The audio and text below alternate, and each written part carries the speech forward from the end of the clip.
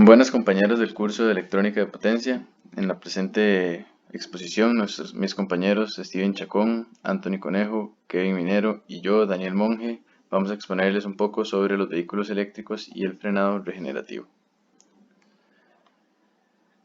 Los vehículos eléctricos son un tema que da mucho de qué hablar en la actualidad, ya que involucra dos temas sumamente importantes para las sociedades, que son el desplazamiento y la movilidad y el bajo impacto ecológico o cuidado ambiental. Y no solo los involucran, sino que lo realizan de manera sumamente eficiente, ya que permiten desplazarnos de manera común y como estamos acostumbrados a hacerlo con vehículos impulsados con motores de combustión y además lo realizan con un muy bajo impacto ambiental. Bien, los autos eléctricos comenzaron mucho antes de lo que nosotros pensamos, o más bien nosotros consideramos que ese es un tema de actualidad, pero estamos realmente equivocados, porque sus inicios se datan del año 1828 cuando Anios Jetlik, quien es un húngaro, inventó el primer prototipo de motor eléctrico, en el cual se logra observar los inicios de lo que conocemos como rotor y estator, y esto lo implementó para impulsar un pequeño vehículo eléctrico.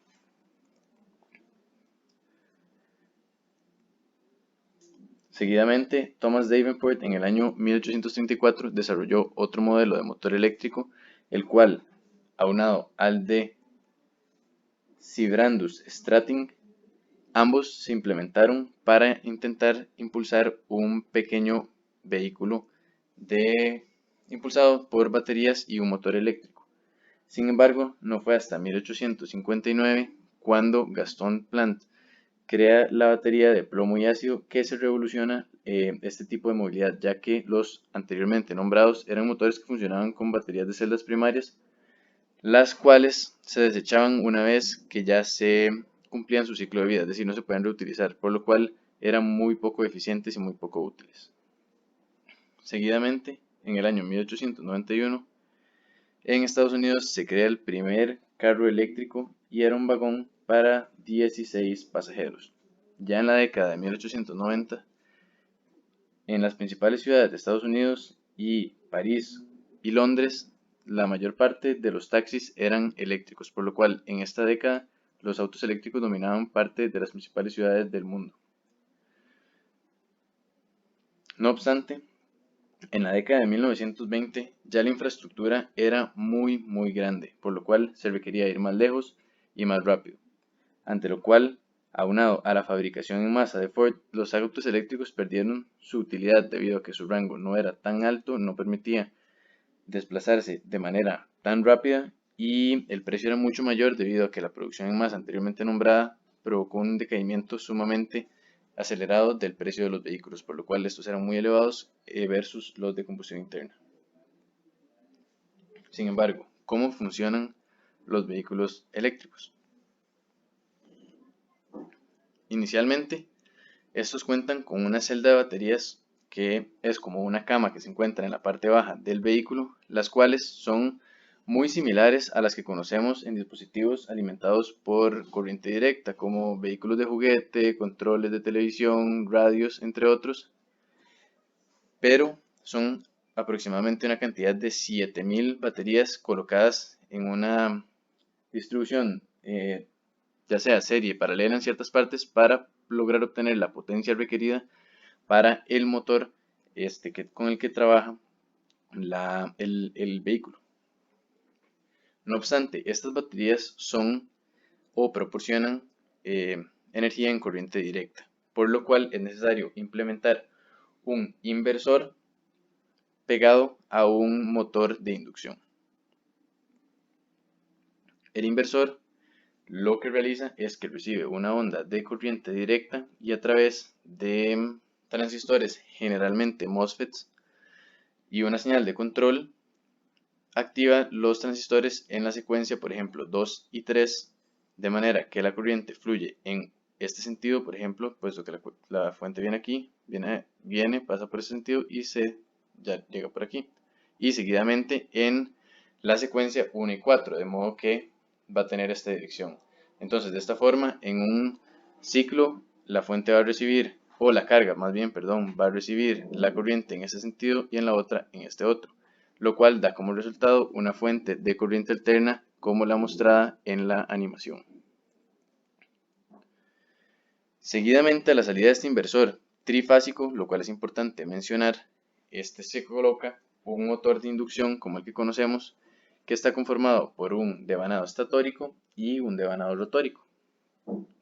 Este devanado, lo que va a producir es un campo magnético rotatorio que va a poner el rotor a girar, el cual a su salida va a encontrar una transmisión, la cual va a transmitir esa energía eléctrica producida por el campo magnético rotatorio en energía mecánica que se va a traducir finalmente en el desplazamiento de las ruedas. Es importante recordar que los motores eléctricos no deben ser sometidos a altos esfuerzos, por lo cual se utiliza una transmisión reductora para lograr así obtener una alta velocidad y alto torque a las ruedas del vehículo, pero sin sobreexigir o sobrecargar el motor eléctrico, para así poder elongar su vida y obtener una mayor eficiencia y un mejor funcionamiento del vehículo a un menor costo de los componentes. Por su parte, se sabe que el frenado es el proceso de reducción de la velocidad de un motor. Al frenar, el motor funciona como un generador que desarrolla un par negativo que supone el movimiento de un motor. Si la velocidad del rotor es mayor que la velocidad síncrona, la velocidad relativa entre el conductor del rotor y el espacio de aire gira en reversa. Luego, el flujo de potencia se invierte y da el frenado regenerativo. Con la aparición del frenado regenerativo, el sistema de frenado en los vehículos se ha visto modificado, ya que en los coches eléctricos este sistema se basa en dos etapas principales: el frenado eléctrico y el frenado hidráulico. La primera parte del proceso de frenado, es decir, el frenado eléctrico, es donde interviene la electrónica de potencia para variar la fase del motor y convertirlo en un generador, generando con ello que mientras el vehículo frena, recarga a su vez la batería de alto voltaje que contiene, lo cual produce que la energía no se pierda en forma de calor, como pasaría en un vehículo regular con motor de combustión interna debido al rozamiento de las zapatas sobre el disco. En un vehículo de combustión interna, la fricción producida durante el frenado es energía cinética que se convierte seguidamente en calor, es decir, energía perdida. Se calcula que la pérdida de energía en cada frenada de un coche convencional anda alrededor de 80%. La aparición del frenado regenerativo en los coches actuales, tanto en híbridos como eléctricos, ayuda en la mejora de su autonomía considerablemente. Además, este mecanismo termina siendo sumamente eficaz, donde permite recuperar cerca del 70% de la energía que se ha producido durante la frenada. Cabe destacar que si el conductor pisa el freno del vehículo eléctrico con mayor fuerza, entonces ahí aparece la segunda etapa del proceso de frenado e interviene el sistema de frenos hidráulico convencional mediante fricción con discos y zapatas. En esta imagen se logra observar que el proceso de frenado regenerativo se tiene que la energía cinética del movimiento de las ruedas al desacelerar el coche es transmitida como energía que será almacenada en las baterías del automóvil. Caso contrario para cuando se está acelerando el automóvil, donde las baterías otorgan la energía al motor y se produce el movimiento de las ruedas. Existen varios tipos de freno regenerativo. El primero sería el dinámico, que es el más aprovechable porque se conectan las fases del motor al inversor para que se convierta la corriente alterna en directa y recargue las baterías. Esta es como la función principal. También existe el de taponamiento o plugging, que efectivamente hace un corto entre fases del motor, lo cual genera una mayor corriente y lo frena más fuertemente. Para este se tiene que tener cuidado porque entre las terminales del motor se van a generar corrientes muy altas, lo cual podría llegar a ser dañino. Todo esto es controlado por los transistores IGBT dentro del inversor, básicamente.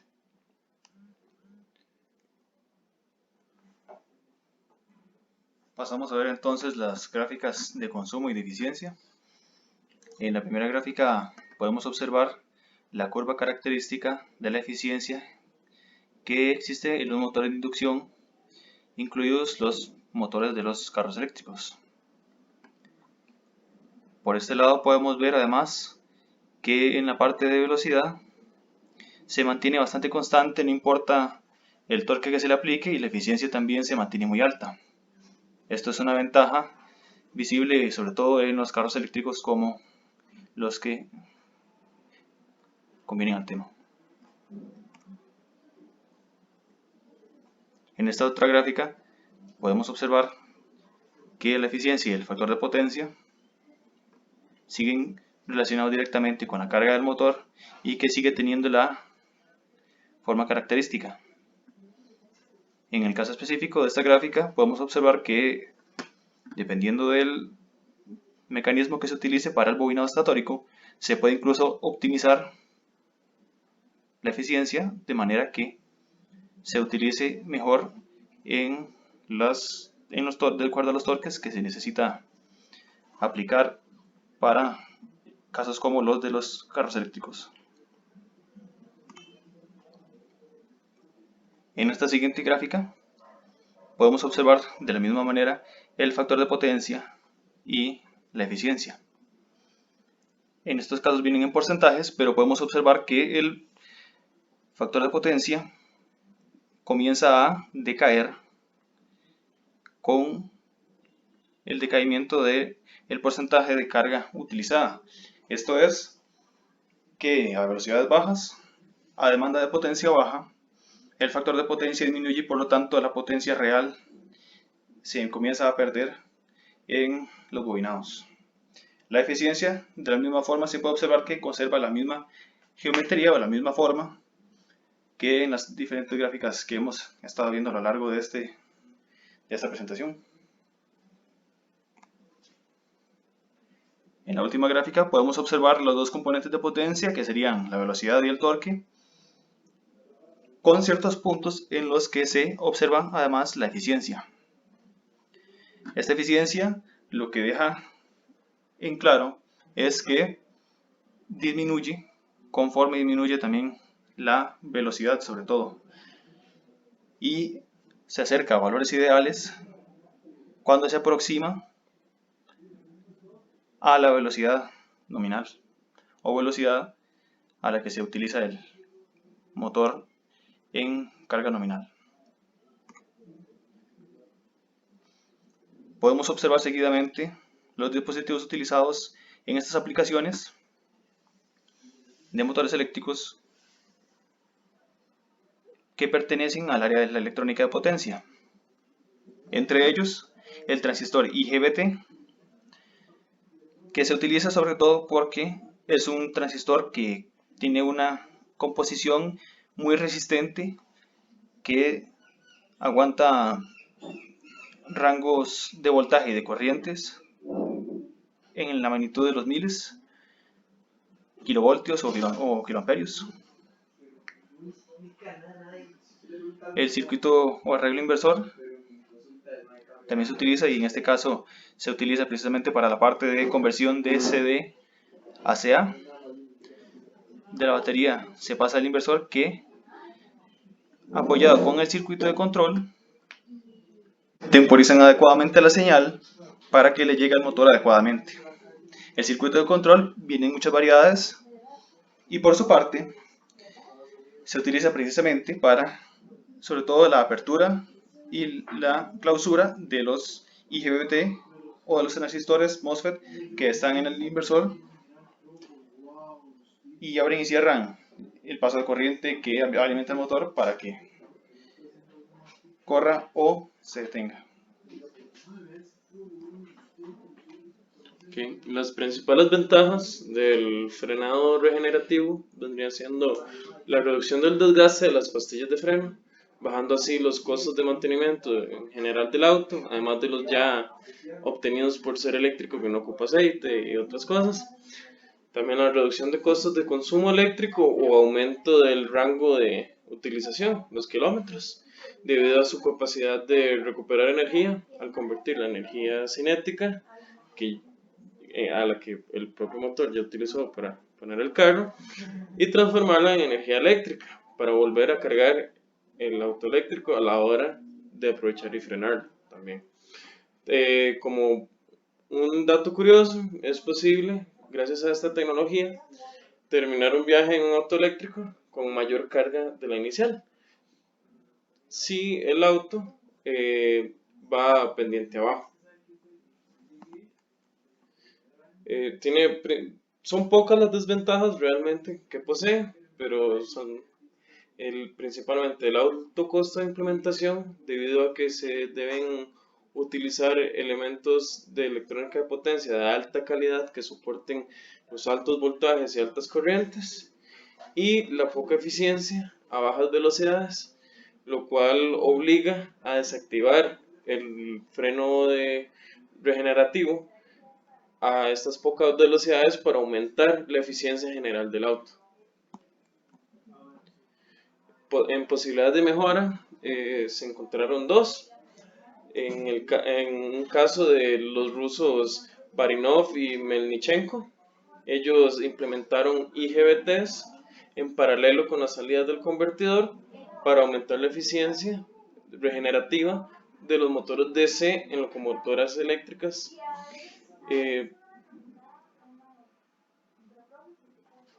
Debido a que los IGBT es una tecnología ya bien conocida y tienen valores de seguridad bastante precisos. El segundo caso sería de los ingenieros portugueses de Ferreira y de Almeida, que ellos lograron recientemente hacer un rediseño de los bobinados estatóricos para reducir el tamaño que requieren dentro del carro, reducir el volumen que ocupan dentro del carro. Conclusiones: los autos eléctricos, incluido el freno regenerativo, tienen casi que completa ventaja sobre los autos de combustión interna. Los únicos problemas vendrían siendo que la infraestructura no está lista y que el rango no da, digamos, no puede competir el eléctrico contra el de combustión interna debido a la densidad energética de cada uno de ellos.